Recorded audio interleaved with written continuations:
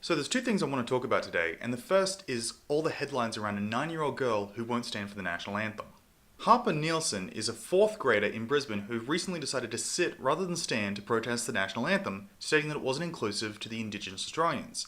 Here's how she sees things. I feel we should respect the Indigenous people and their culture, and we should include them. And you think the anthem at the moment doesn't include them? Why is that? Because it says Advance Australia Fair, which when it was originally written means Advance White Australia, and where it says we are young, and we're not young if we count the Indigenous Australians who were here for over 50,000 years before the British colonised Australia. So, okay, fair enough. That's a reasoning for protesting the anthem.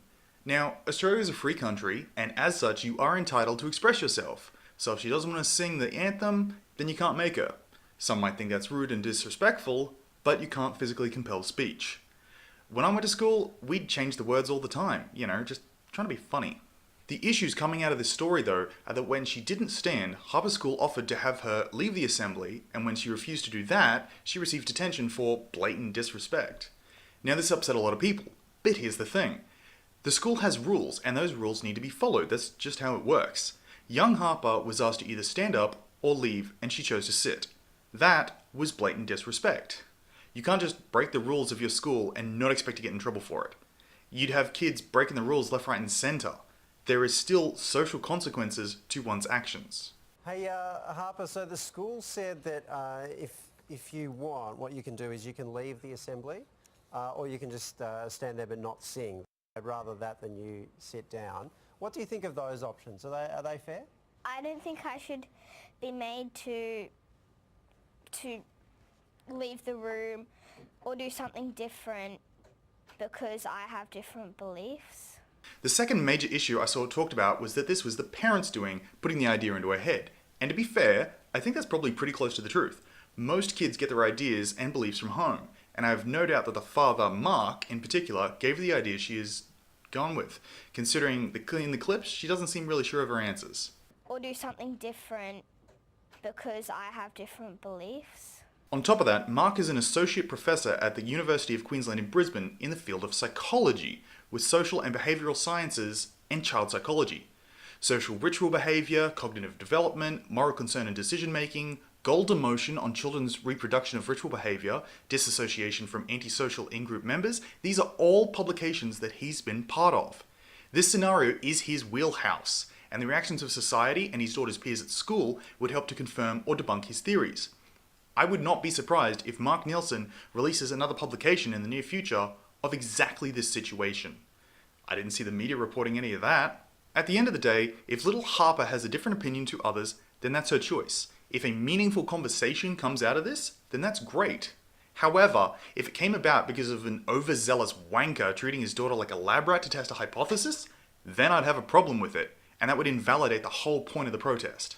I'd like to think that we as a people, as a unified people under one banner of Australians, could have a conversation and not lose our collective shit when a 9-year-old has a different opinion.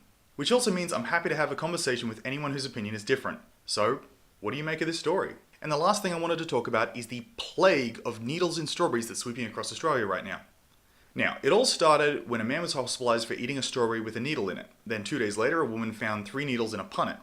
After that, it just kind of blew up, with needles showing up all across the country in the following weeks. The media just took this story and ran with it, and now as a result, farmers are dumping their strawberries because it's cheaper than processing them and then having them rejected later. This has caused a massive problem for the berry farmers and a huge problem for the government. But again, here's the thing.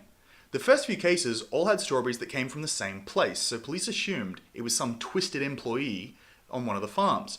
But those farms didn't supply all of Australia, and a lot of the following spiky berries were a result of copycats. As in pathetic losers who gone into your local Woolies and Coles and jabbing needles and nails into them. And this has happened because of the media sensation around the first few incidents. It's not even limited to strawberries anymore. Now needles have been found in apples and bananas as well, but not everything you see on Facebook is actually real, as there have been plenty of pictures proven to have been faked, where people spike their own fruit. Another thing to bear in mind is that only about 100 cases across Australia have been confirmed so far, and that number will decrease when the police weed out the fakes. The situation has gotten so bad that Prime Minister Scott Morrison has announced that he's going to change a law giving people who contaminate food to cause harm to be given 15 years in jail, and create a new law that takes people who are reckless, like, say, posting fake pictures of skewered fruit on Facebook saying it's real, and giving them up to 10 years in prison. So a few things to take away from this video is: 1. Still buy fruit. Just cut it up into pieces. Fruit's good for you, and you shouldn't miss out because some drongo thought they were being funny or something. 2. Don't post fake pics of needle-filled fruit online. It only freaks people out more, and you're not a very good person if you do.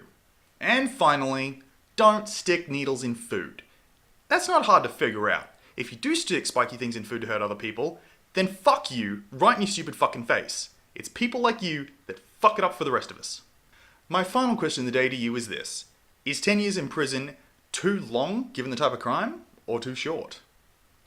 Personally, I think trying to get people and children to bite needles deserves some decent jail time. But posting fake pictures laws? I'm not really sure about yet. I just hope it's not too broad, not too much grey area. There's more videos coming in the near future, so if you want to see those, make sure you're subscribed. But until then, thanks for watching. I'll catch you next time.